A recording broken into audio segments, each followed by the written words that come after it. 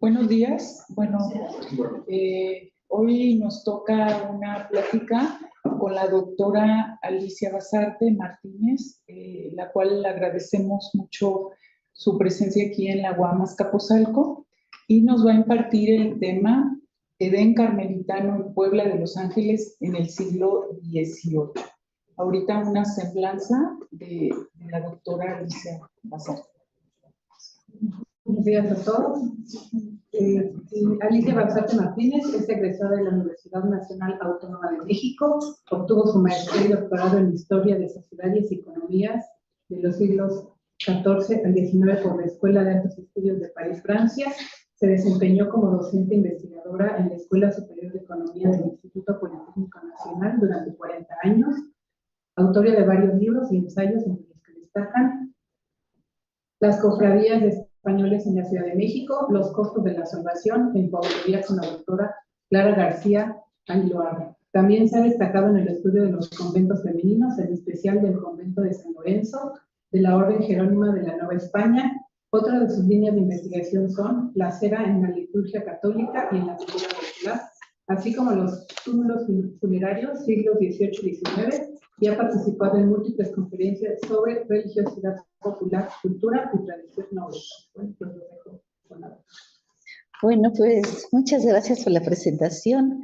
Buenos días, estoy muy emocionada de estar aquí con ustedes, sobre todo en una maestría de restauración, porque cuántos y cuántos y cuántos objetos tenemos y nos sorprenden tanto de los siglos pasados y después nos cuesta tanto trabajo entenderlos y saber también cómo restaurarlos. Y muchas veces conservarlos también para que duren durante muchos, muchos siglos más. En esta ocasión les voy a hablar de un Edén carmelitano en Puebla de Los Ángeles del siglo XVIII. ¿Cómo llegó a mí esta invitación para hacer ese trabajo?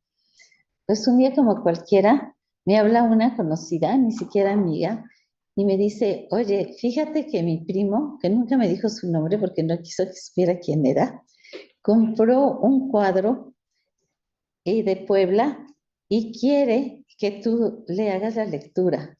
Le dije, ¿y yo por qué? Me dice, porque tienes por ahí un capítulo de un libro que le dedicas a su mamá, que era una gran coleccionista. Le dije, bueno, pues vamos a ver este cuadro. Le digo, ¿de qué se trata? Me dice, es un biombo, pero no sabemos nada más y está en muy malas condiciones. Le dije, pues llévame. Entonces me llevó ya ahí con el restaurador a un lugar maravilloso. Él está especializado en restauración de cuadros de gran formato y ahí llegamos. Realmente era una maravilla y no era un biombo, como vamos a poder apreciar. El biombo lo tenía en el patio, recargado en esta pared. Sí se apreciaba que tenía patas, lo cual no debería de haber tenido patas, porque en realidad no era un biombo, sino que era un tríptico. Pero para hacerlo biombo, la parte central le habían puesto alcayatas, me dijeron que así se llamaba, pero era como unas grapas para poderlo plegar. Desde luego, pues dañando mucho esta parte central, pero ya en la restauración posteriormente quedó bien. Tampoco debería de tener patas.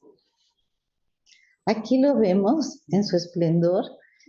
Cuando lo despliegan, estaba ya todo roto, pero yo, sin embargo, pues preferí poner esta foto que estaba muy mal, era la única foto que teníamos así antes de la restauración y realmente sí estaba muy dañado. Ahí a la mitad de la corona de la Virgen hacia abajo, pues se veía el doblez que le hicieron y no, yo la mandé a corregir porque dije, bueno, pues es que si hago la publicación, pues no tiene que ir tan mal. Y yo creo que ese fue uno de mis errores, pero lo reconozco demasiado tarde. Cuando vi esta maravilla, yo realmente me quedé casi muda, porque tiene muchas características muy particulares. Es un Edén carmelitano, sin duda alguna.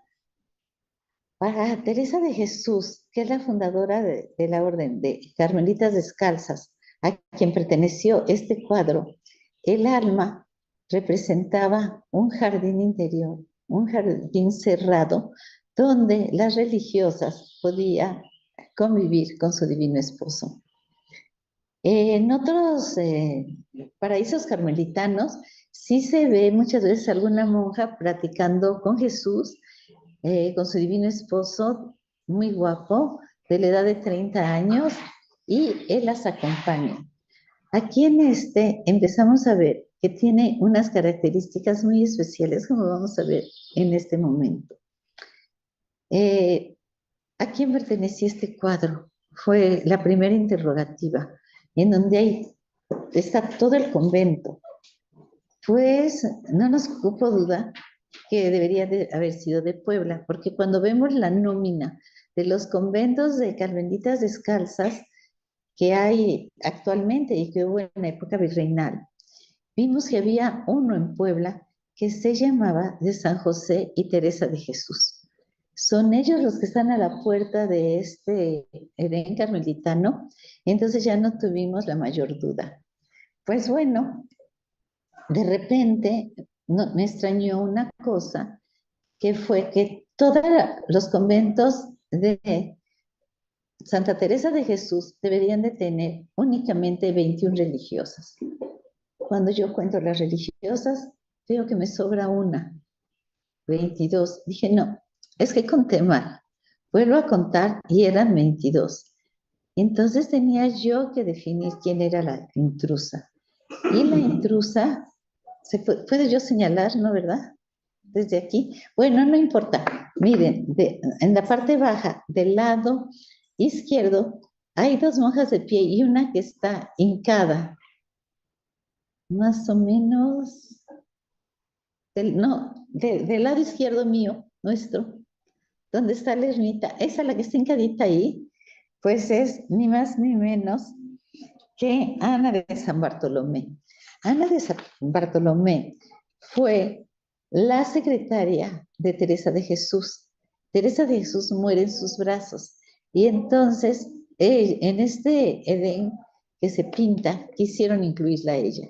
Así se ven los grandes que tienen que ver con la orden de Carmelitas Descalzas y no únicamente de mujeres, sino también de hombres, porque fuera de los muros del convento están los grandes teóricos de la misma orden. La siguiente, por favor. Como yo les comentaba, el alma de toda religiosa debe de ser un jardín cerrado. Como ven ahí en la leyenda, debe ser un hortus conclusus y en donde está la soror mea esposa. Aquí vemos, por ejemplo, en este caso, una religiosa con el niñito Jesús, que es el caso del biombo que nos ocupa, mejor dicho, del tríptico, porque en este jardín que vamos a ver, como yo les digo, no aparece el Cristo a la edad de 33 años, sino más bien aparece siempre como niñito Jesús. Acuérdense que muchas religiosas, las agustinas, por ejemplo, que yo conozco sus conventos, que me han permitido entrar a la clausura, todas ellas tienen en su cama un niñito Jesús, que lo visten, que lo cambian y que es como si fuera realmente, ellas no dicen que es su hijo, ellas dicen que es su esposito, o sea, es su esposo en su representación de niños. Entonces aquí vemos cómo todos los tratados ya desde el siglo XVII y XVIII nos hablan del famoso hortus conclusus, que es decir, el huerto cerrado que debe de ser el alma para todas las carmelitas. La siguiente, por favor. ¿En dónde surge la leyenda de los carmelitas? Es decir, del monte Carmelo. Carmel significa paraíso. Ellos que conquistan, Elías con su espada flamígera, llega y es expulsa a todos los paganos que vivían en ese monte. Y entonces él hace la primera ermita en el Monte Carmelo, parecido pues a un paraíso también. Posteriormente llega Eliseo, que también hace su ermita. Por eso ahorita en el cuadro que tenemos, vemos que hay dos ermitas. Y si podemos regresarla, ahí vemos las dos ermitas en alto, y en cada una de ellas se encuentra uno de estos grandes profetas, Elías y Eliseo. Entonces, siempre custodiando este paraíso que está en las faldas del mismo Monte Carmelo, que como yo les digo también, significa paraíso. También aquí vemos algo que no va a faltar en ningún convento de monjas, sean carmelitas o no, pero que tiene mucha importancia, y es una fuente que se le llama siempre la fuente de la gracia, es decir, un manantial. El manantial de donde se deben de surtirse, aquí en la Nueva España, aquí en la Ciudad de México, todos los conventos, todos trataron de tener su fuente de agua, que era la única parte de donde se aprovisionaban realmente para todo el convento de esta agua, pero que simbólicamente también representa la fuente de la gracia. La siguiente, por favor. Aquí vemos cuando desplegamos este biomo, entre comillas, que estaba plegado, obtenemos esta imagen. Como ustedes pueden ver, está muy, pero muy deteriorado, inclusive con una gran rotura, pero sin embargo sí se encuentran los elementos principales. Yo tomé esta foto, le di prioridad a la rotura, pero también está el árbol del paraíso. Es decir, el árbol que debe tocar el cielo para estar en comunión con el más allá. Y esto es muy importante porque todo depende de cómo cada quien admiremos un objeto, un cuadro, percibamos un edificio, una flor, sobre todo en este caso de los paraísos carmelitanos. Hay una tesis de la Ibero, de Mayela Flores, en donde habla precisamente de la interpretación de los paraísos, pero sobre todo de las flores. Las flores no se pintan así porque así, sino que cada flor tiene una interpretación. Yo no me detuve en ese, pero también este árbol que debe de haber siempre en los paraísos. Recuerden, en el paraíso terrenal había uno donde había una serpiente que pues hizo comer a Adán y Eva el fruto prohibido y por el cual fue expulsado. Sin embargo, en estos paraísos es la forma de comunicación con lo alto, con lo divino. Aquí en esta imagen podemos ver muy bien los 4 votos. Vamos a ver más acercamientos y vemos que en estos 4 votos tampoco está el Cristo de 33 años, Jesús, más bien que Cristo Jesús, todavía no es Cristo, todavía no lo crucifican. Y en cada uno de estas esferas que coronan cada uno de los votos, que vamos a hablar de ellos más tarde, también está un niñito Jesús. O sea, aquí en este paraíso es muy especial porque aparece justamente el esposito. Pero sí, desgraciadamente, vean ya qué deteriorada está. Aquí vemos, desde luego, las ermitas del Monte Carmelo.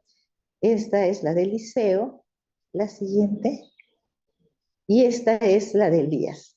Claro, siempre lleno en las faldas del Monte Carmelo, siempre llenos de vegetación, con pájaros, por ahí hay uno. Y eso es lo que se busca recrear en esas representaciones de los paraísos. Entre más bonito el paraíso, más bonita y santa es el alma de quienes los habitan. Aquí vemos a Santa Teresa y a San José, devoción por excelencia. Teresa está tan asociada, pero tan asociada a San José, porque desde que ella es pequeña tiene una devoción a él. Y cuenta las crónicas que es precisamente San José quien le entrega a Santa Teresa el hábito de la orden carmelita. Aquí vemos que a la Santa Teresa ya en una representación muy, pero muy especial. Aquí la vemos ya con su toca de doctora de la Iglesia. La única mujer a la que le ponen el birrete, así se llama, de todos los grandes padres de la Iglesia, como San Agustín, San Bernardo, eh, San Ambrosio, todos estos, San Benito, que únicamente son 5 doctores de la Iglesia reconocidos porque son ellos los que saben cómo interpretar la divinidad de Cristo, de Jesús, y que han escrito sobre él, y por eso son tan importantes. Jerónimo es el otro. Pues aquí vemos ya a la única mujer que le ponen el birrete de doctora de la Iglesia. Pero tendrían que pasar muchos siglos hasta llegar a 1920, o sea, el siglo pasado apenas, donde el Papa, ahorita les digo cómo se llama porque ya se me olvidó, que el Papa Paulo VI, el 27 de septiembre, perdón, de 1970, reconoce por primera vez que Santa Teresa es una doctora de la Iglesia. Aunque, como yo les digo, este biombo que es de finales del siglo XVIII ya le representan a ella como doctora de la Iglesia. En el libro, que son las constituciones o las reglas del convento, dice claramente las órdenes, las constituciones del convento, los reglamentos deben de observarse. Es decir, no hay una paz, no hay una tranquilidad, no hay una unificación. Sí, pasamos por alto estas reglas. Vamos a ver otros acercamientos también y vemos que dentro del convento hay 4 monjas que tienen libros en las manos. Efectivamente se refieren a la observancia que debe de haber. Y en este caso San José no se ve en el acercamiento, posiblemente en otras sí lo vamos a ver. Él tiene las llaves de la puerta del paraíso, es decir, del convento, y desde luego tiene la vara de nardo, que también significa olor a santidad, y que recordemos que él va a ser el padre de Jesús, aun cuando la Virgen fue virgen. Pero bueno, eso simboliza que es ese olor a santidad, esa pureza donde él está. Es muy curioso que aquí en la Nueva España, bueno, aquí en México, si ustedes ven las representaciones de San José, siempre va a ser joven. Eso llama mucho la atención. Pero cuando San José se casa con la Virgen, es ya un anciano. Entonces, si van a Europa, van a ver a San José siempre anciano. En cambio, aquí nosotros, en nuestros cuadros de la Nueva España, siempre lo vemos muy joven, y es uno de los atributos de San José muy importante en este lado del Atlántico. La siguiente, por favor. Ella es la secretaria de Santa Teresa. Aquí, perdón, aquí empiezo a hacer ya unos acercamientos, no es ella, de las religiosas, porque este cuadro también tiene otra característica muy especial, que yo no sé ni siquiera qué significa. Y a todo mundo que le he preguntado, nadie sabe. A todas ellas les sale un aliento de la boca. Sería el aliento divino, como ese que Dios sopla a Adán y Eva para otorgarles un alma y otorgarles una vida. Desde luego, eso es muy importante y es el único cuadro donde yo los he visto representados. Quizás hay más, pero ¿qué significa? Cuando uno ve el cuadro en su conjunto y ve a todas con esta vírgula, con este aliento, no sabemos si están rezando o están cantando, pero seguramente, sin duda, es porque están alabando a la divinidad, a su divino esposo que está en forma de niños. Pero en realidad esa es una interpretación mía. Yo hasta la fecha no sé qué significa, por más que he buscado, pero quizás pueda ser el aliento divino donde al interior de este paraíso carmelitano se respira realmente una devoción donde ellas están ahí para alabar o rezarle a su divino esposo, en este caso a su esposito. La siguiente, por favor. Las religiosas en todos los conventos, cualquiera que sean, no nada más las carmelitas descalzas, deben de tener todas un oficio. Las 33 profesas deben de tener un oficio, no ser ociosas. Y todas, la que no es la refriolera, es decir, la que se encarga de ver que estén bien preparados los alimentos y que todo el mundo come en orden en el comedor, otras que se encargan de la contabilidad, otras que se encargan de la lavandería, otras que se encargan de las compras, otras que se encargan de ver que todas ellas cumplan los oficios divinos. En fin, no hay una sola religiosa ociosa en ningún convento, sean carmelitas o no. Las 33 profesas, todas deben de desempeñar un oficio. Aquí esta me encantó, que se llama María Teresa del Salvador. Aquí tocaya de Tere, la coordinadora que tan amablemente nos ha atendido. Entonces, esta Teresita del Salvador se dedica a coser. Vean cómo está ahí con su almohadilla. ¿Se acuerdan qué bonitas almohadillas había antes que a veces de vez en cuando encontramos ahí en la lagunilla? Yo solamente he podido encontrar una y me encanta y la cuido realmente como mi tesoro y mi reliquia. Pero bueno, no nada más las religiosas, sino todas las mujeres, todas tenían que aprender a bordar y coser.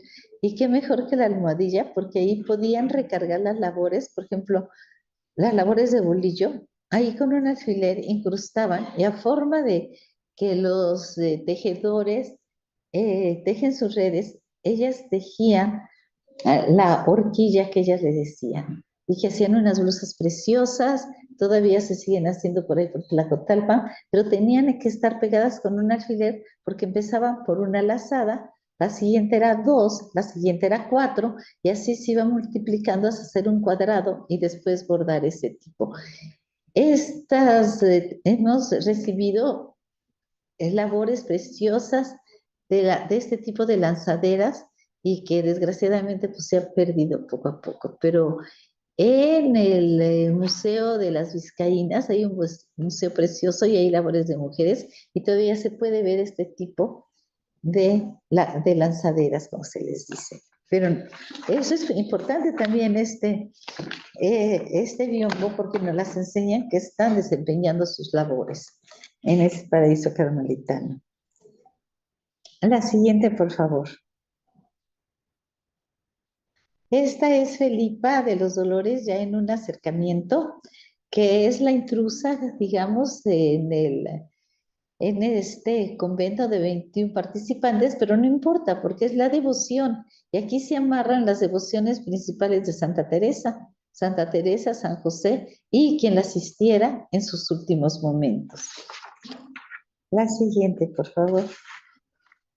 Aquí también la vemos. Puse a una de ellas que tiene un libro tan importante y vean ahí a un lado su virula también. Todas van a encontrarlas con ellas. La siguiente. Miren, y aquí está la fuente. La fuente que emana, una fuente que pues, muchas veces no hay de dónde tomar agua, pero en este caso sí se permite la entrada al convento de los aguadores. Desde luego, por donde ellos pasan, las monjas tienen que esconderse y estar con el velo bajo, pero bueno, era muy importante que tuvieran el agua. Y nosotros lo estamos padeciendo ahorita, díganme, en este tiempo, donde ellas tenían su fuente. En esa época, ellas no le llamaban fuente todavía, ellas la llamaban pila, o sea, es su pila. Para nosotros es la fuente, pero no únicamente de agua, sino también fluía la gracia. En el caso de estas, dice, diligencia que es fortaleza, es devoción y es empeño. En cada una de los chorros de agua, no podemos leer la que está atrás, pero en estas deben de ser empeñosas, deben de tener fortaleza y deben de ser siempre, pues, muy, muy activas, pero siempre teniendo concordia con sus hermanas. Yo no me imagino cómo debería de ser la cordialidad en un convento donde hay 21 mujeres, si yo ya con 3 hermanos me la vivía peleando. Entonces, imagínense lo que debió de haber sido. Es cierto, donde hay varias mujeres, siempre se va a discrepar y vivir con ellas, o sea, estar adentro toda la vida. Miren, en el convento de San Lorenzo, cuando hubo una elección para priora, pues se pelearon tan feo que hasta el obispo ahí intervino, porque se arrancaron la cofia, fueron a dar al suelo, en rodando a golpes, pues sí era normal, o sea, cada quien tiene su punto de vista. La siguiente.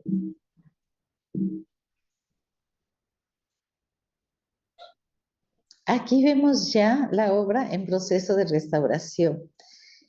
Aquí ya la vemos desplegada y ya vemos cómo se refuerza esa parte central que se plegó. Aquí ya la vemos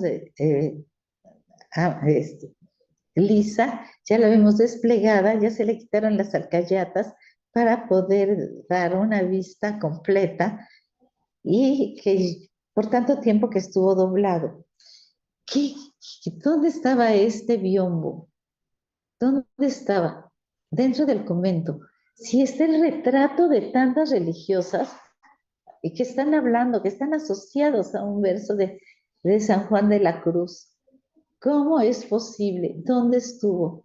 Podemos imaginar que estuvo en el refectorio antes de que le hicieran este doblez para guardarlo como biombo. A lo mejor se lo hicieron para guardarlo más fácilmente. Sí estaba muy destruido, pero cuando estuvo desplegado en 3 partes, ¿dónde estuvo? Posiblemente en el refectorio, posiblemente a lo mejor en la sala de profundis, posiblemente yo quiero pensar, pero esa es otra de las cosas que inventó. Como yo les digo, que estaba en el coro bajo. Recordemos que todos los conventos de monjas tenían 2 coros, uno abajo, el coro bajo y el coro alto. Todos estos coros bajos daban hacia la iglesia, pero ellas ahí no veían los oficios, no las podían ver. Una vez que entraran a la clausura, jamás eran vistas por sus familiares. En el coro alto, sí, podían ver desde el coro alto todas las ceremonias de su iglesia, las misas, las procesiones, pues todas las ceremonias litúrgicas dentro de su templo, desde el coro alto, desde luego, con una cortinilla que las escondía de la vista de sus familiares o simplemente de los fieles que asistían. En el coro bajo era para donde tomaban ellas su profesión solemne, donde juraban, donde eran recibidas como novicias 3 años después, o si no había lugar, se tenían que esperar, solamente debería de haber 3 novicias, porque esperaban a que se muriera una para que otra pudiera profesar como monja de velo negro y de coro. Es decir, era muy difícil porque el número de todos los conventos estuvo siempre restringido.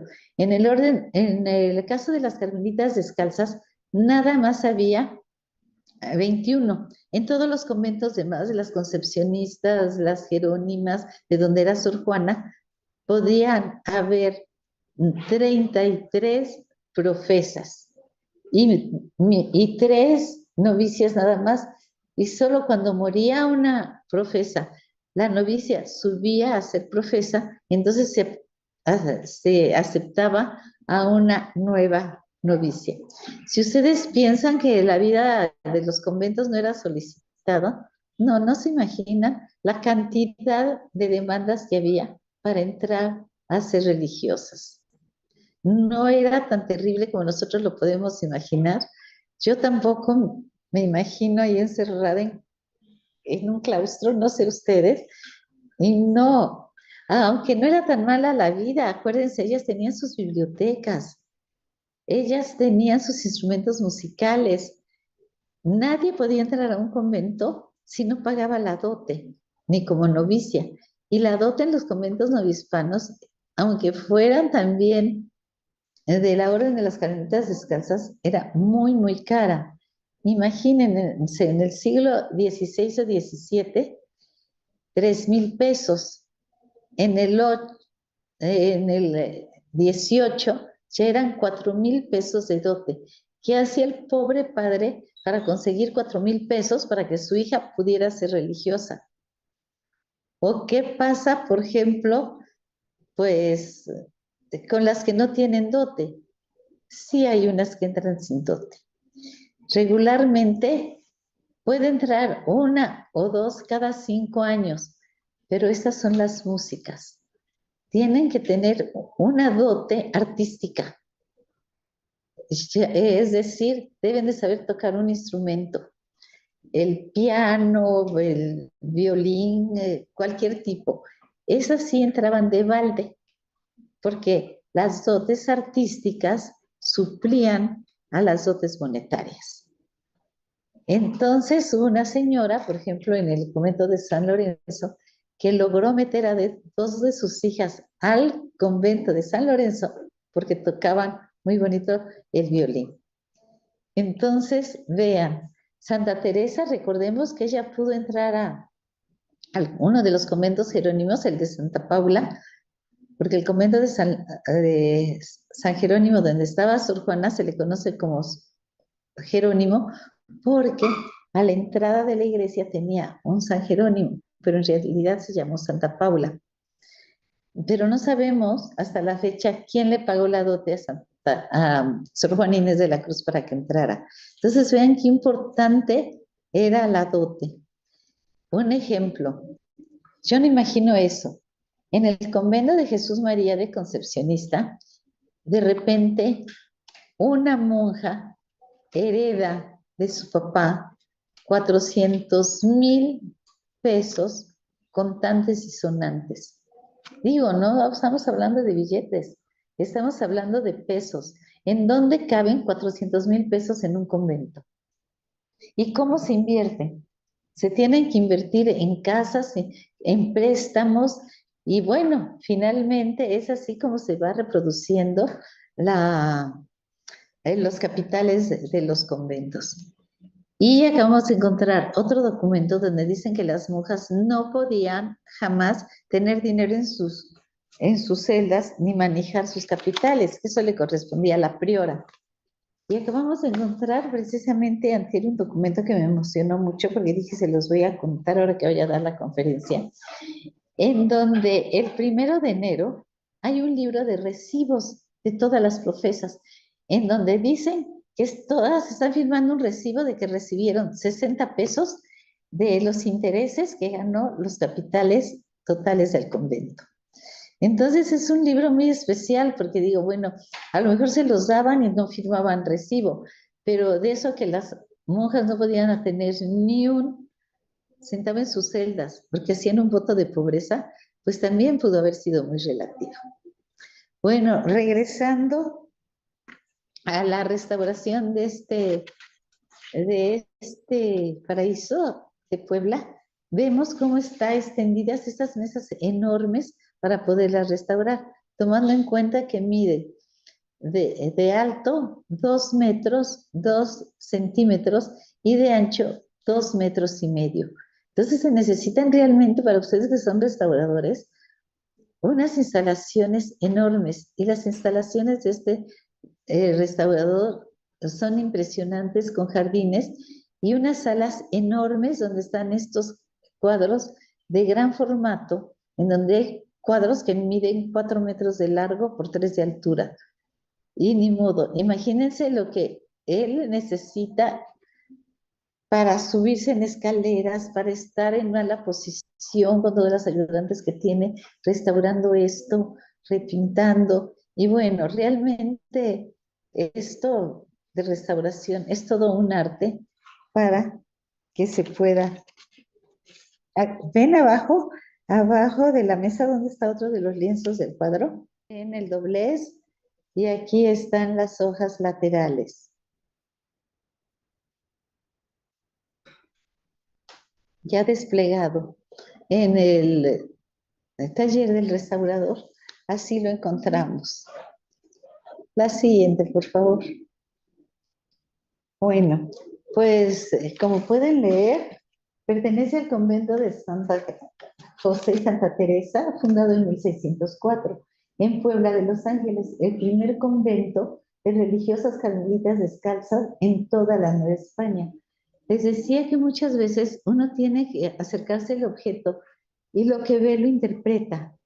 Cuando yo les llevo esta foto de este paraíso carmelitano a las religiosas del convento de San José y Santa Teresa, ¿qué creen que dijeron? Ay, nos los mandó nuestro esposo, nos los mandaron del cielo, nos llegó un año antes de que nosotros cumplimos 420 años de ser fundados. Yo ni en cuenta. Ahí está. Se funda el convento en 1604. El biombo me hablan que existe el año pasado, en 2023. Ah, pues mucho gusto. Pero las carmelitas inmediatamente que lo vieron, lo asociaron. Y me dicen, es que son nuestras hermanas que ya están en el paraíso. ¿Se imaginan qué bonito? Todavía en el siglo XXI, que todo el mundo tenga esta concepción todavía de misticismo, todavía de religión, todavía de creencias. Entonces, a mí sí me sacudió mucho esto, porque para mí yo se los llevé, miren sus hermanas, qué bonito. Y entonces ellas me contestan esto. Una de ellas me dice, es que nos los mandó nuestro esposo porque está con nuestras hermanas en el paraíso. Ay, qué bonito, a mí ni en cuenta.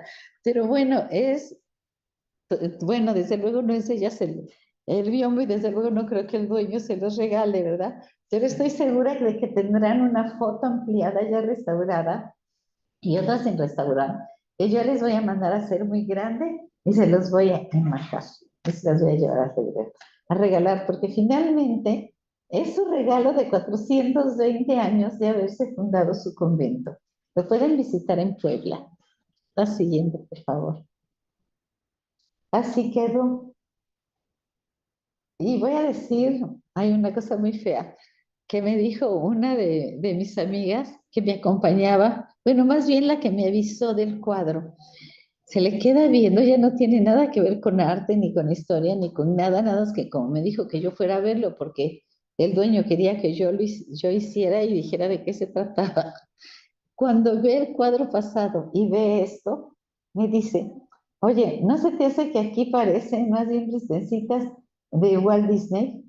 Yo le dije, no, oye, ¿qué te pasa? Es la restauración, es lo mejor que se pudo hacer. Lo que pasa es que vimos el anterior así como que con la pátina del tiempo, con el polvo, con todo lo que ustedes quieran. Pero bueno, aquí según para ella ya eran princesitas de Walt Disney. Miren, no hemos hablado de la divinidad, de lo que corona el paraíso. No hemos hablado, no hemos mencionado de ella. Aquí está la Virgen del Carmen, desde luego con la mano derecha, el escapulario. El hábito de ellas es de color de la Virgen. Vemos aquí al esposito con la corona a un lado y en sus manos tiene la corona de novicias. ¿Quiénes son las otras que acompañan a la Virgen del Carmen? Proveniendo precisamente de Puebla. Pues a la derecha está Santa Gertrudis la Magna. ¿Quién es Santa Gertrudis la Magna? Pues es una santa muy popularizada en ese siglo, se promueve mucho. Ya ha escrito sobre ella el doctor Rubial y Doris Bianco. No se me ocurrió traer la bibliografía hasta ahorita, pero les prometo que les mando toda esa biografía que acabo de mencionar a Tere, y ella que se los haga pasar. Porque Santa Gertrudis la Magna,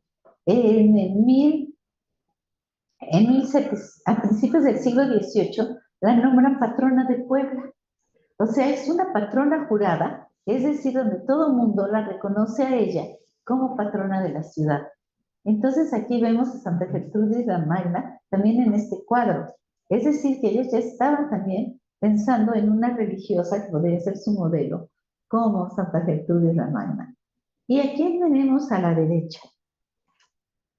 tenemos ni más ni menos que a una concepcionista de nombre María de Jesús Tomelín, mejor conocida como el lirio de Puebla. Desgraciadamente, en la restauración se pierde un lirio que tenía en esa nube y se desaparece con la restauración. Ella está abrazando un escudo de monja coronada y su rosario cae sobre el hábito, que también desaparece con la restauración. A lo mejor si podemos regresar, bueno, no, ya no regresamos nada, pero desapareció el lirio. Entonces, a ella se le conoce precisamente, hay escritos y todo de teológico, precisamente como el lirio de Puebla. Aquí mire a San Juan de la Cruz, este maravilloso, maravilloso poeta, el compañero inseparable de San Juan de la Cruz, en donde su pie está tocando el agua. ¿Por qué está tocando el agua? Porque cuando era niño se mete al río, se está ahogando y de repente una mano de una señora, de una, supuestamente la Virgen, viene y lo rescata y lo pone en la orilla. Aparte tenemos al otro gran santo de la orden, que ahorita vamos a verlo más de cerquita, que también él se arrepiente. Es decir, aquel que se arrepiente realmente de sus pecados y de sus malas acciones puede llegar a ser reconocido. Él no es santo, es únicamente beato. Pero inclusive se sabe que en su biografía que él asesina a alguien y arrepentido va a volverse carmelita. Del otro lado, San Elías con su espada flamígera, que es profeta, además que expulsa a todos los paganos que estaban en el Monte Carmelo. Y ni más ni menos, aquí vamos a ver a otro, que es otro santo carmelita muy importante, San Alberto, que tiene en sus libros un libro abierto que dice regla de devoción. Es decir, el mensaje siempre de este cuadro es que se debe de observar las reglas. Está él y, como yo les digo, otras tres religiosas con el libro en la mano.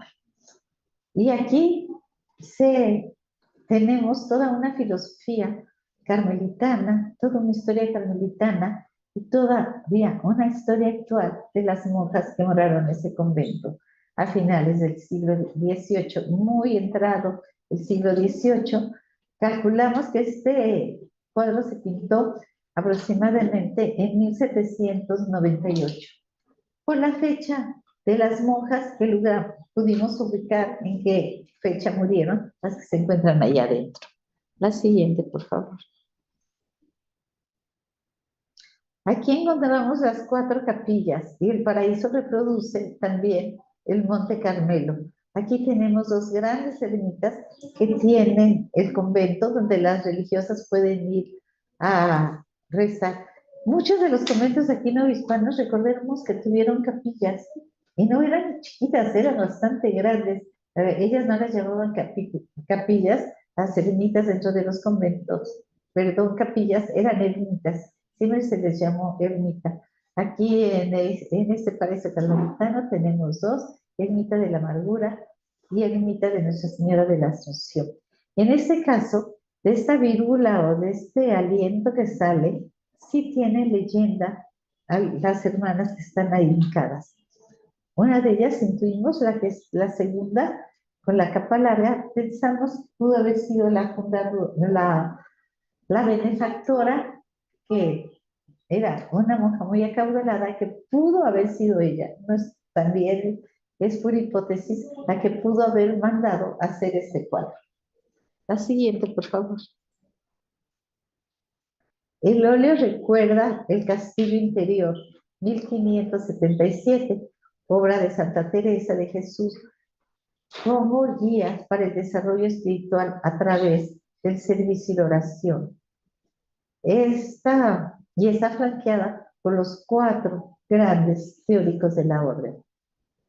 Como yo les explicaba, en el Monte Carmelo, en el que Elías vivió como eremita, ha sido considerado el jardín floreciente de Palestina y símbolo de fertilidad y belleza. Carmen, vocablo hebreo que de hecho significa jardín, y en el Antiguo Testamento aparece también como Vergel de Dios. La siguiente, por favor. ¿Otro? No, podemos regresar porque tiene sonido.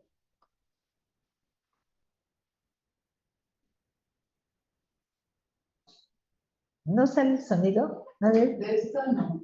¿No salió? Ay, qué tristeza que no salió el sonido. Ay,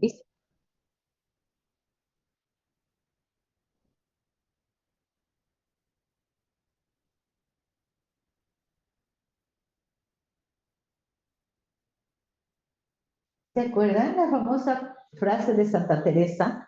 Muero porque no muero. No, y ese es un verso desde luego de Santa Teresa. Y aquí está San Alberto de Jerusalén con su libro abierto y una obra que dice, obra, ¿qué dice? Ahí dice, de devoción. Oh, ahí tiene leyenda este libro.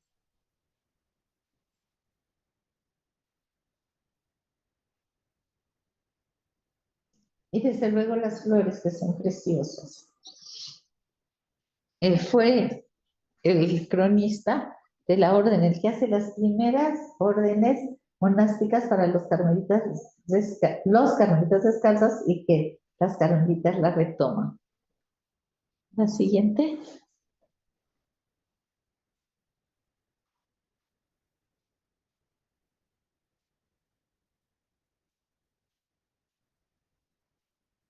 Me voy a acercar porque si no, no leo. ¿Quién lo lee? Porque no traje los lentes para ver de lejos. ¿Sí? En este biombo se conjugan los dos grandes místicos de la literatura española, Teresa de Ávila y San Juan de la Cruz, cuyo nombre secular era Juan de Yepes. Fontiveros 1542, Úbeda 1591. A él se deben los versos precisamente de este estudio y de todo el biombo. Vean otro de los pocos pájaros que aparecen, animales, en este biombo. La siguiente, por favor.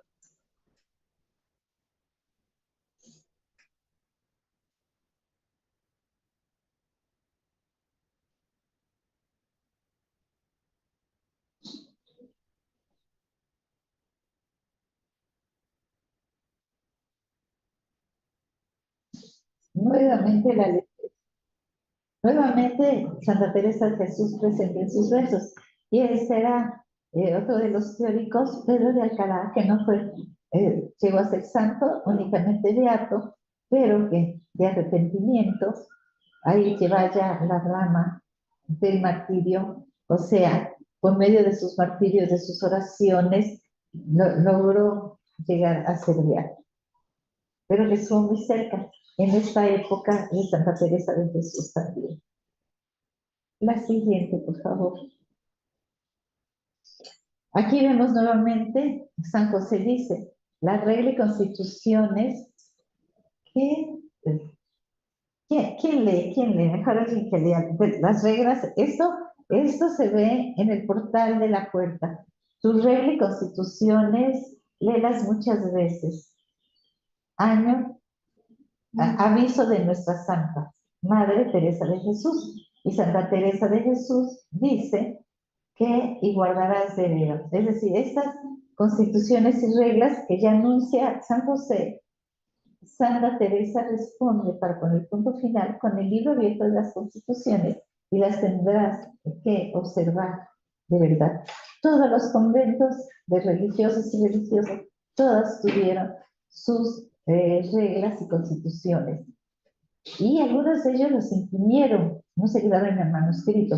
Pero imagínense lo que, por ejemplo, costó publicar una obra de constituciones de este tipo en esa época. La siguiente, por favor. Aquí vemos algunas de ellas que tienen libros que me llamaron mucho la atención. O sea, ¿qué es el mensaje de esta obra? Uno podrá tener un paraíso siempre y cuando sea obediente, respete lo que dicen nuestras reglas.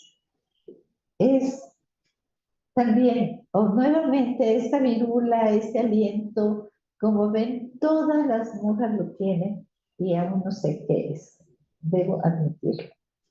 La siguiente, por favor. Como yo les decía, la Virgen Santa Gertrudis es una religiosa concepcionista del corazón de Jesús, con la siguiente leyenda: venid esposa mía, venid electa mía. Ahí ese niño Jesús que yo les decía, la mamá le quita la corona y él sostiene una corona hecha de rosas para las novicias. Las novicias todavía no pueden obtener el velo negro hasta que profesen. Entonces muchas veces se coronan la cabeza de flores que ellas mismas hacen, pero hasta que no tengan el velo negro, pues tendrán que usar estas coronas, que por cierto ellas mismas elaboran, y en este caso de su jardín, sino que no puse un acercamiento de una novicia.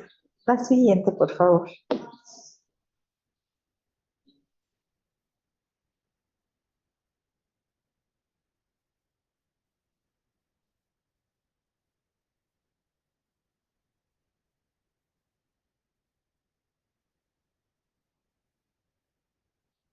Aquí, bueno, fue más o menos cómo estructuramos en el libro cada una de las monjas.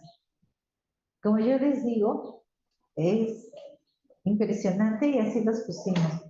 Eso es lo que dice el biombo.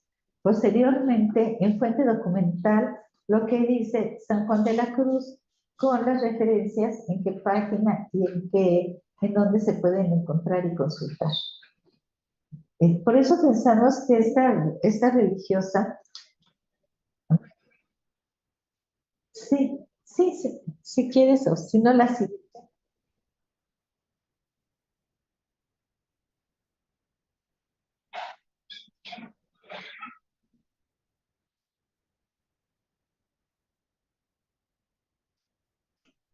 Todos son los versos de San Juan de la Cruz posteriormente. Y del lado derecho ponemos, por ejemplo, su biografía, cuándo nació, cuándo tomó el hábito y cuándo murió. Afortunadamente, el que se hayan conservado esos libros de profesión, podemos dar muchos más datos de cuándo nació, cuándo murió, cuándo profesó, y finalmente sí se hace pues una memoria muy importante. Eso ya está publicado, esos datos, en el libro de Rosalba Loreto. La siguiente, por favor.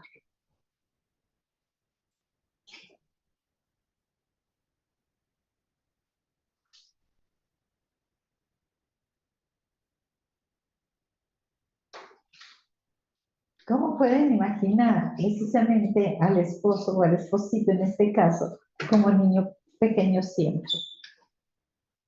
La siguiente, por favor. De esa religiosa, sí existe en el convento de las religiosas una, un, este, un retrato de monja coronada.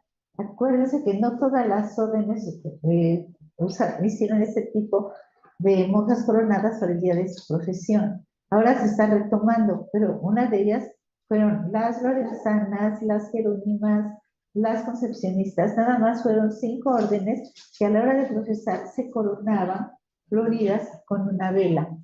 Y aquí existe esta pintura de esta religiosa que se encuentra precisamente en su convento y que tiene esta cartela, esta leyenda donde se dan sus datos biográficos.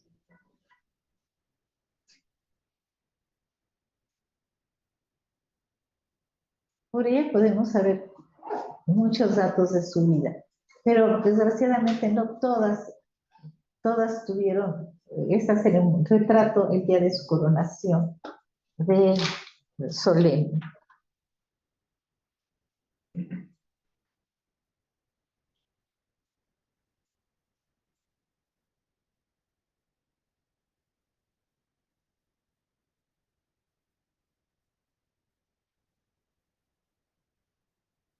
Ahora vemos aquí la guirnalda que está haciendo precisamente la novicia y que se identifica con la que el niño Jesús tiene en las manos.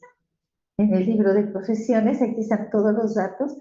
Cuando se publique el libro, digo, si algún día se publica, así aparecerá la ficha de cada una de ellas, a partir de los libros de profesiones que se conservan en el convento.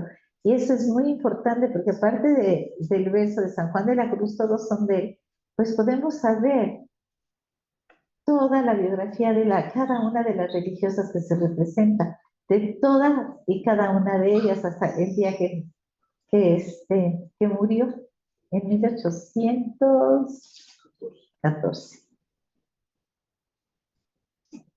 Ahí esa es la que más me gusta.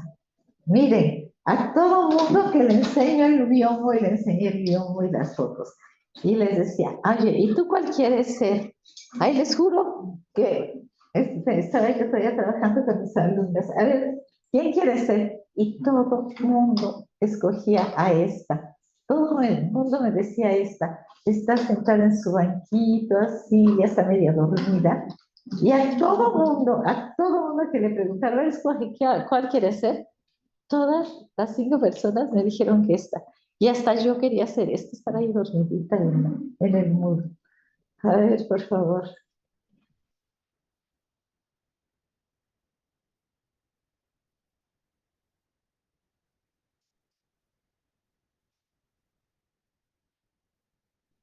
Miren, fíjense que todas las monjas que hemos visto, no sé si se han fijado, en su toca tienen un puntito negro en la frente. Aquí se nota bien. Si quieren, ahorita regresamos unas y se fijan que todos tienen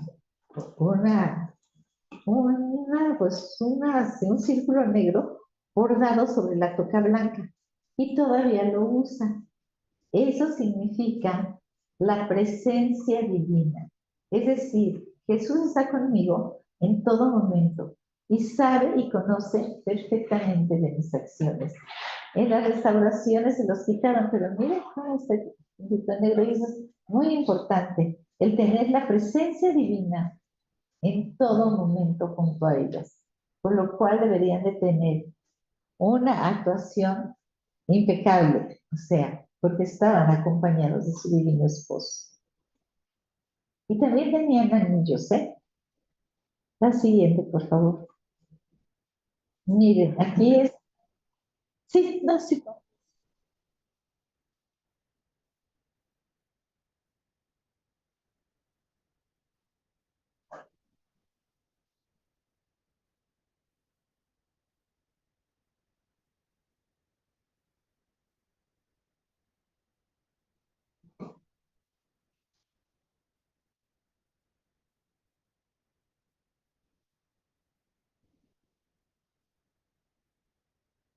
¿Recuerdan quién era Manuel Fernández de Santa Cruz? Era ese obispo de Puebla tan importante del siglo XVII que mantuvo una muy importante correspondencia con Sor Juana Inés de la Cruz. Desde luego, no con su nombre, sino con su seudónimo, que era Sor Filotea. ¿Sí? Sor Filotea. Y así se firmaba, pero en realidad era la correspondencia que Manuel Fernández de Santa Cruz tuvo con Sor Juana. Y están publicadas ya sus cartas de él con ella y de ella con ella, o sea, su epistolario. Pero finalmente fue un muy importante Manuel Fernández de Santa Cruz. Fue uno de los obispos, recuerden, era una costumbre que los obispos cuando murieran pedían que se les quitara su corazón y que se los llevaran a cuidar como ofrenda a otras religiosas. En el convento de Santa Mónica en Puebla están 2 corazones custodiados todavía en el coro alto, y uno de ellos es precisamente el de Manuel Fernández de Santa Cruz. También hubo pleitos porque en un túmulo funerario que se le hizo a un obispo en Puebla, 2 personas en nombres de las religiosas que estaban dentro de los conventos se fueron a pelear por quedarse con el convento de ese obispo. No recuerdo cuál es. pero hasta pleitos había por tener los corazones en los conventos. En el de San Lorenzo que yo he estudiado está el de Carlos Bermúdez. Carlos Bermúdez fue un capellán muy destacado que protegió a una religiosa que fue acusada en la Inquisición, pero él la protegió. Posteriormente, Carlos Bermúdez de Castro es mandado como obispo a Filipinas. Cuando él muere en Filipinas, pide que su corazón regrese al convento de San Lorenzo, donde estaban las religiosas que tanto había amado. Efectivamente, se trae su corazón, se deja en San Lorenzo y se hace versos preciosos para el túmulo funerario que le erigen precisamente al corazón de Carlos Bermúdez de Castro. Desgraciadamente, yo supongo que en alguna de las restauraciones no han de haber tirado, porque si en un nicho, en alguna pared, encuentran una cápsula de estaño y lo abren y encuentran puro estropajo ahí envuelto y no sé en qué cosa hay ahí, seguramente lo tiran, pero pues ahí se conservaba todavía en muchos recintos corazones de obispos, donde hay uno es en el ex convento de religiosas de Corpus Christi. ¿Saben? El que está ahí enfrente de la Alameda, que actualmente es un archivo, pues ahí todavía tienen uno que dejaron de un virrey, este no es de obispo, ese es de un virrey, que se fue a España cuando muere, pidió que lo trajera y que se lo dejaron a las indias de Corpus Christi. Entonces ahí está todavía, cuando vayan a consultar ese archivo, pues ahí preguntan que dejen verle el obispo del virrey de la Nueva España. La siguiente, por favor. Miren, ese, por ejemplo, es uno de los votos. Y vean cómo es ¿qué voto es? No alcanzo yo a ver porque no veo de lejos. Bueno. Pero vean cómo los 4 votos de la obediencia. Pues el más difícil. Vean cómo está rodeado de cadenas y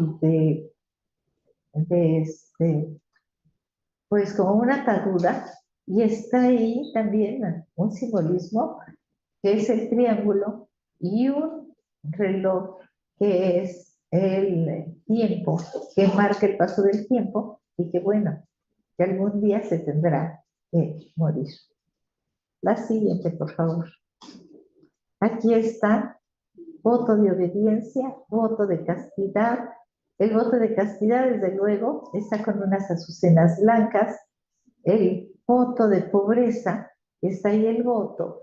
Y ahí están todas las riquezas que se dejan, propiedades, sombreros, todas las riquezas al pie. En el voto de clausura, ahí están unas puertas representadas con cadenas y candados y todo. Y esto es muy bonito, que es lo que yo les decía. Aquí no aparece el esposo guapo de 33 años, el esposo místico, sino que aquí aparece el niñito Jesús, el esposito, donde ellas, frente a él, ofrecen sus votos perpetuos. Pero siempre como niño Dios, miren qué bonito. El esposito. Ese es algo también muy especial de que no aparece el Cristo, Jesús a los 33 años, con barba, antes del martirio. Dice, aquí sigue siendo el esposito quien acompaña a las religiosas en este evento. La siguiente, por favor.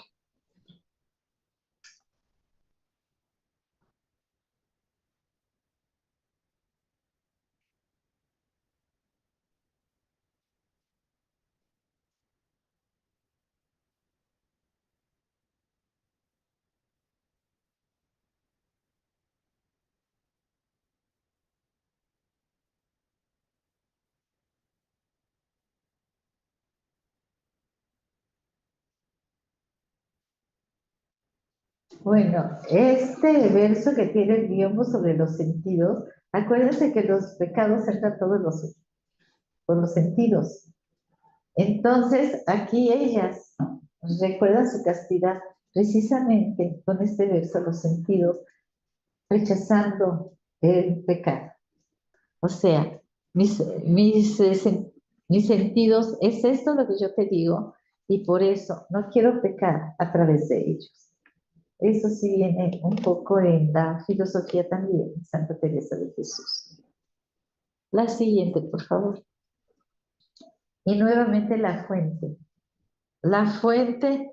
de la gracia. Y aquí vemos cómo se debe de obedecer todo lo que ellos dicen.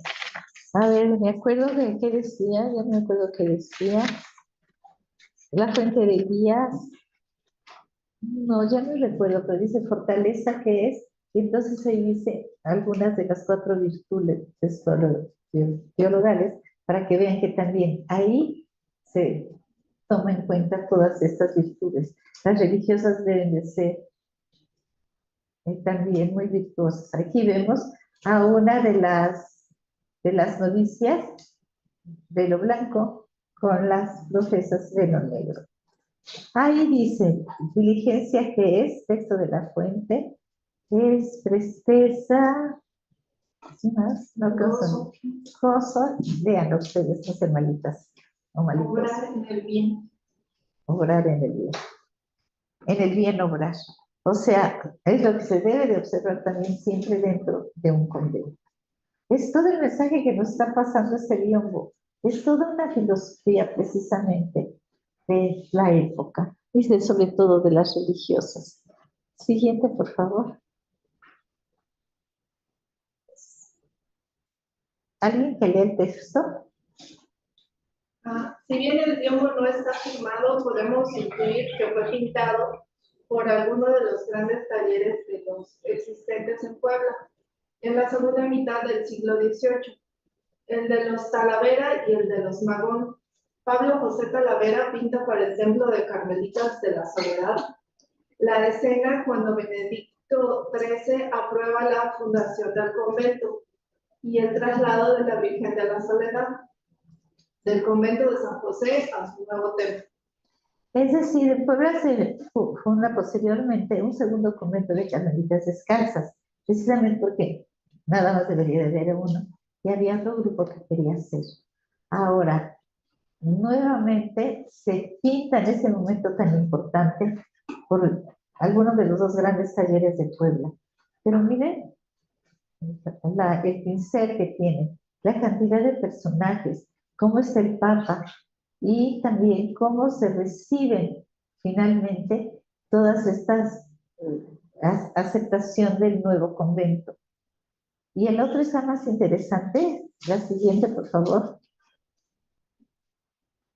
Esa, vean nada más qué importante es, qué festividad cuando se va a hacer un nuevo convento. Cuando se abría un nuevo convento a la clausura, bueno, abrir a la clausura, es decir, se hacen grandes procesiones, se llevan las nuevas imágenes. Y aquí vamos a ver la Virgen de la Soledad que va hacia el nuevo convento de las Carmelitas Descalzas de la Soledad. Van todos los eclesiásticos, van imágenes, van pendones, va toda la sociedad en pleno precisamente porque es un gusto que se abra una nueva casa donde se venere a Jesús. Y recordemos las iglesias preciosas de Puebla y aquí vemos esta procesión que pinta precisamente a Santa Teresa, que también la lleva. Entonces, y es muy raro que se representen estas procesiones, pero aquí en primer plano sí vemos a las primeras religiosas, que es la última vez que van a ver el mundo, que van a pasear por las calles de Puebla, porque una vez que entran a la clausura ya nunca van a salir, pero en este momento ellas pueden salir a su nuevo recinto, llevando precisamente a su Virgen, la Virgen de la Soledad. Todavía existen en Puebla este convento y todavía quedan 17 religiosas. Eso es lo importante, que a través de los siglos pues, siguen existiendo. Para nosotros los historiadores, si queremos hacer historias de larga, muy largas, por muy largo tiempo, de muy larga vida, pues siempre tenemos que recurrir a la religión, porque es ahí donde realmente se han conservado documentos, tradiciones y mucho arte sobre todo. Son historias de muy larga duración y hay que recurrir a esto. La siguiente, por favor. El otro destacado pintor fue el de José Joaquín Magón, pintor de excelencia de la Orden de Nuestra Señora del Carmen en la ciudad de Puebla. Aquí presentan este San José. Pues sí, es que acuérdense, el binomio San José Santa Teresa no podemos separarlos.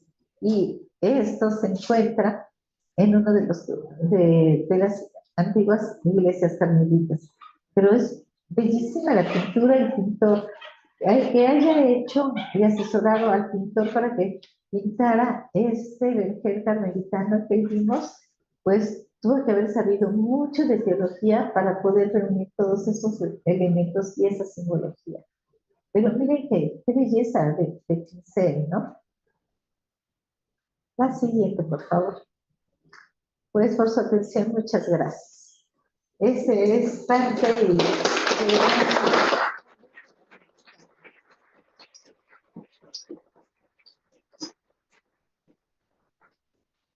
Pues felicidades por estar aquí en esa restauración. Vean todo lo que van a tener que hacer, todo lo que van a tener que estudiar, simbología de todo, técnicas, materiales. Ay, no los envidio, ¿eh? Yo no hubiera tenido paciencia para hacer esas cosas. Muchísimas gracias. Creo que ahorita pasamos a preguntas o algún comentario que quieran agregar sobre que nos acaba de exponer la doctora Alicia. No sé si la tenemos.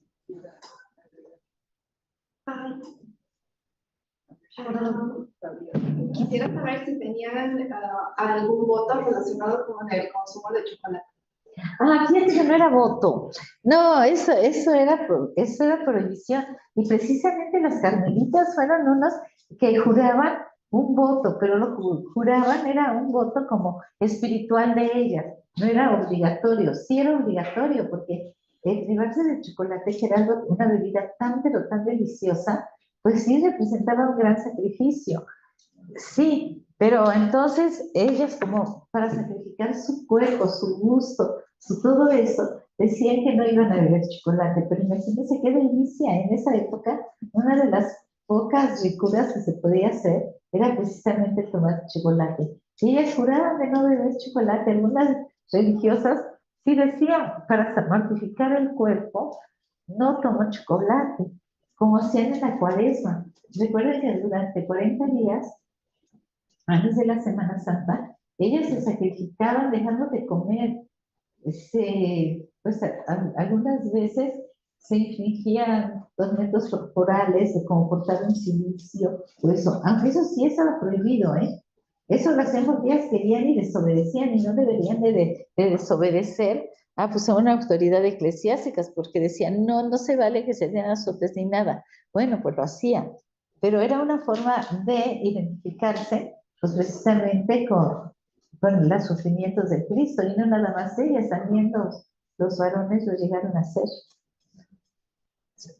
Sí, por eso encontramos cilicios y cinturones con púas, todavía por ejemplo en Santa Mónica, en algunos conventos, pero sí lo hacían. En todos los conventos había ermitas.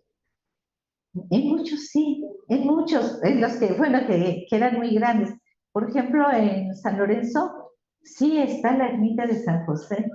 Y pero qué ermita, era una construcción bien grande, bien grandote, que era una capilla, pero no, era la ermita de San José, pero está de grande. Imagínense que ahí los del Politécnico, cuando se los entrega Juárez, no, en esa ermita no se les ocurre nada más que poner un piso a la mitad de la ermita de San José, y ahí arriba, pues ahí ponen un despacho para un exdirector. Y el director dijo, ay no, es que aquí está tan encerrado y tengo tanto calor. A ver, que abran ventanas. Y en donde hay todavía unas camas y un dintel de que había ahí una puerta para entrar a la ermita. Y que ya, tapiaron los del Politécnico, pero cuando pusieron el piso, los de los entrega Juárez, les abren unas ventanitas al ver que era la ermita de San José. Y sí existen las consuetas, que son los rezos que se deberían de usar semanalmente, y están en la Biblioteca de Chile.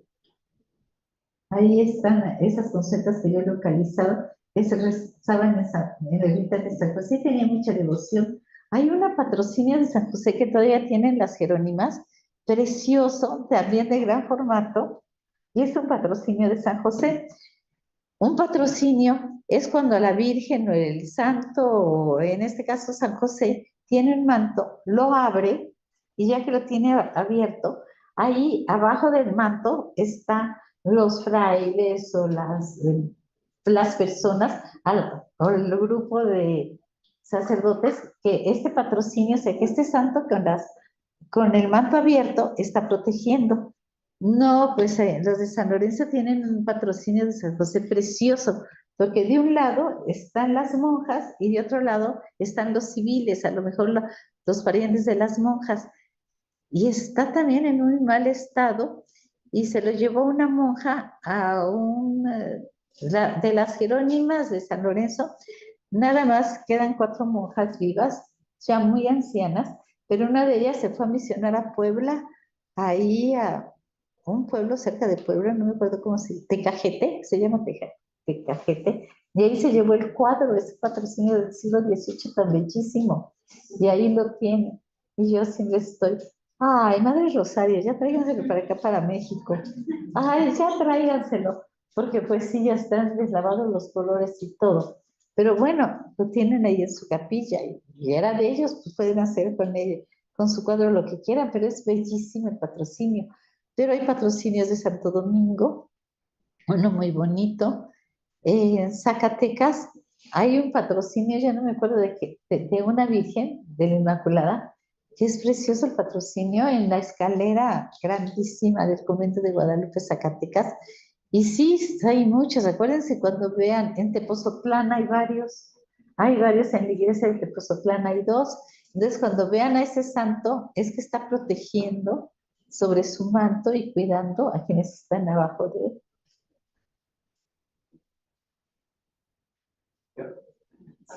Doctora, antes que nada, bienvenida a la Guamas Capozalco. ¿Cómo? Bienvenida a la Guamas Capozalco. Ay, yo estuve aquí, déjenme contarles que yo fui maestra hace muchos, muchos, muchos años, hace más o menos como 35 años, yo empecé a dar clases del tronco común, pero tenía unas pocas horas, y ya tenía plaza completa en el poli. Y yo decía, ay, nada más me abrían plazas así como de medio tiempo. Yo decía, ay, ya quiero que me abran una plaza. Posteriormente, fui una de las fundadoras de la maestría de historiografía, también con 8 horas de nombramiento. Pero lo de la UAM lo tuve que dejar cuando me nombran investigadora nacional. Ahí vieron cómo sentí dejar aquí la Guamas Capozalco, porque mi esposo también estaba aquí, se jubiló de aquí después de 35 años, ¿verdad? En sociología. Entonces sí me gustaba mucho estar aquí en la UAM, pero pues no, con el sistema ya no podía tener más de 8 horas, y no, casi llego con 8 horas nada más aquí en alguna clase o eso. Entonces sí, tuve que dejarla. Le digo, fui una de las fundadoras de historiografía con Saúl, con Edelmira, con Guadalupe Dávalos. Ay, estuve muy contenta, fui muy feliz en esta maestría, pero ni modo, lo tuve que dejar. Y bueno, mi pregunta va en cuanto al criterio que se tomó para tapar el jardín tan bonito que está. Ay, no. Marda, si sabe algo de eso, ¿qué pasó? Mire, todos estuvimos muy en contra. Bueno, yo por lo menos, la chica que me dijo, cuando nosotros vimos esa barda ahí horrorosa, dijimos, no pueden, esa realmente fue un crimen lo que hicieron con ese cuadro. Por eso son restauradores, y si son restauradores, tienen que ser buenos restauradores. Entonces, ¿por qué pusieron esa barda ahí? Y sí, quitaron muchas flores. También en la restauración desaparecieron muchas flores, y sí, nos dolió mucho que hubieran puesto esa barda. es que lo mutilaron, totalmente lo mutilaron. Sí, fue una mutilación que hicieron ahí y lo sentimos mucho, pero bueno, el restaurador dijo, no, ya la tela ya no se pudo restaurar. Entonces, pues, no, realmente sí. Tiene razón cuando alguien dijo que parecían princesitas de Walt Disney y las monjas. Estoy de acuerdo con esa frase, pero sí, fue una lástima que destruyeron así ese paraíso. Gracias, pues muchas gracias por esa plática tan interesante. Mi pregunta va en relación al esposito que les daban, la imagen que les daban a las monjas. ¿Se las daba un familiar, era un padrino, se las daba el propio convento? Y luego cuando ellas fallecían, ¿qué sucedía con la imagen? Con el esposito. No, es bien bonito, porque bueno, ellas, en el convento de Santa Mónica, dos que yo he visitado y me han permitido entrar en las celdas, y tienen a todos su niño Dios. Ellas no les llaman esposito. Soy yo. No, es que en una crónica sí encontré que le llaman el esposito, pero no. Ellas, yo siento que más que esposito, como alguien la nombró, yo siento que es la maternidad, es el niño Dios es su hijo, es una forma de realizar su maternidad, porque yo creo que todas las mujeres dentro de nosotros como que tenemos esa aspiración de ser mamá, ¿no? Entonces yo pienso que el niño Dios viene a sustituir en el momento en que los cuidan. Pues, en Navidad, bueno, no saben cómo los arreglan, los llevan junto al nacimiento, a que estén los niños dioses con el niño Dios que nació, ¿no? Y sí, en muchos conventos, y no nada más aquí, en España. En España conocí un convento en San Lucas de Barrameda, también de carmelitas, con un lujo impresionante y con una cantidad de niños dioses preciosos. Yo creo que se quedaban en el museo. Bueno, tengo, Francis, anota. Esto les puedo sacar fotos porque una de mis amigas mías, una historiadora, estudió el convento de Santa Teresa en España y existe el niño Dios de Santa Teresa supuestamente en su cunita. Inclusive escribe, eso lo podría sacar fotocopias y mandárselos o subirlos por internet, digitalizarlos, porque se hace una historia sobre el niño Dios de Santa Teresa y la cunita. O sea, sí se conservan los niños dioses. Les digo, en este convento de San Lucas de Barrameda, de las Carmelitas, hay una colección de niños dioses preciosa, preciosa, vestida, que yo creo que son de las antiguas religiosas. Y de esas sí también tengo fotos. Francis, también les voy a mandar fotos y ese convento desgraciadamente ya cerraron, porque en España están cerrando todos los conventos con todas sus riquezas, porque ya no hay vocaciones. Entonces, en donde un convento de monjas quedan 5, a estas 5 se las llevan, cierran su convento y las refunden con otras. Entonces, también ellas, ¿cómo? Mantienen estos conventos monumentales. Ya no hay benefactores, ya no hay limosnas, ya no hay nada, y se están muriendo prácticamente de hambre. Entonces ya lo que han hecho en España, desgraciadamente se han cerrado cualquier cantidad de conventos, porque cuando quedan 5 monjas, les digo, se van con otras, y se están muriendo, y se están acabando. Las vocaciones de religiosas, ya estamos viendo cómo se están cerrando.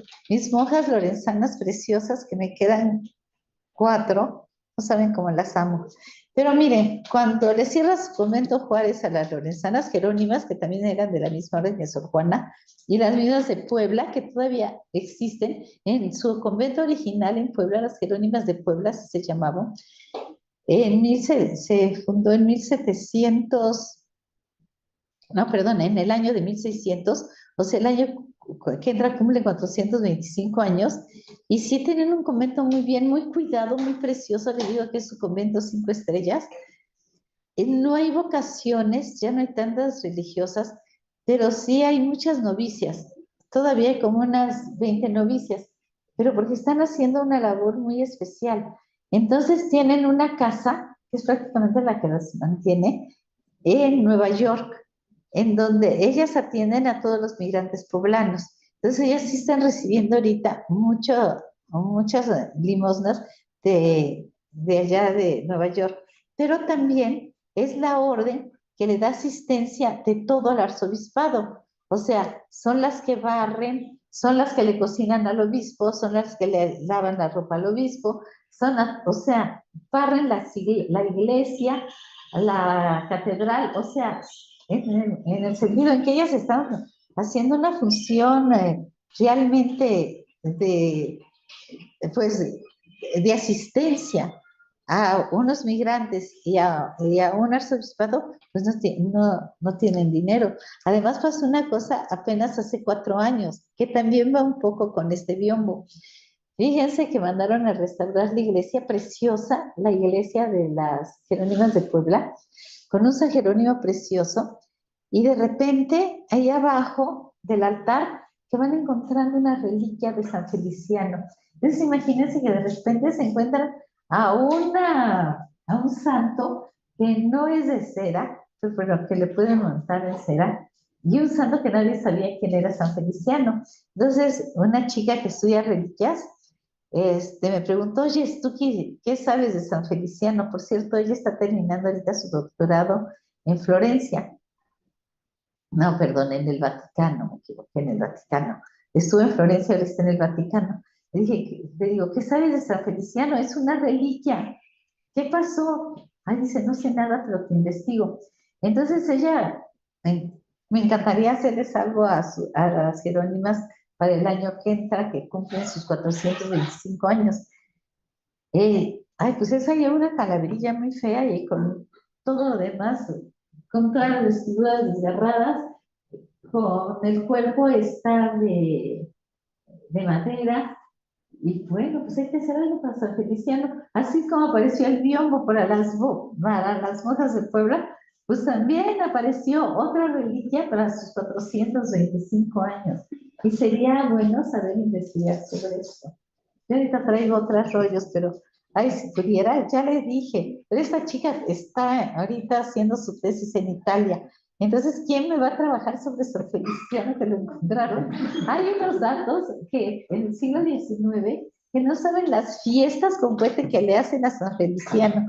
Y después alguien lo enterró ahí, lo olvidó, y más de 100 años después se encuentran cuando restauran a San Jerónimo. ¿Qué le van a hacer a San Feliciano? Pues yo creo que también merece algo un poquito de devoción, no sé. Pero bueno, pues anécdotas de la historia, ¿no? De los conventos que fueron de estas monjas, y esas monjas ya ni se enteraron que tenían un San Feliciano ahí enterrado en su iglesia.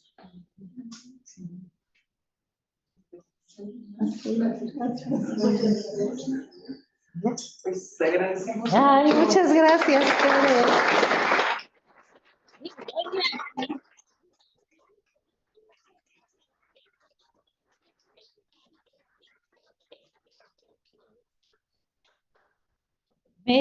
Por favor, no olviden invitarme cuando ustedes hagan sus restauraciones y hagan sus trabajos.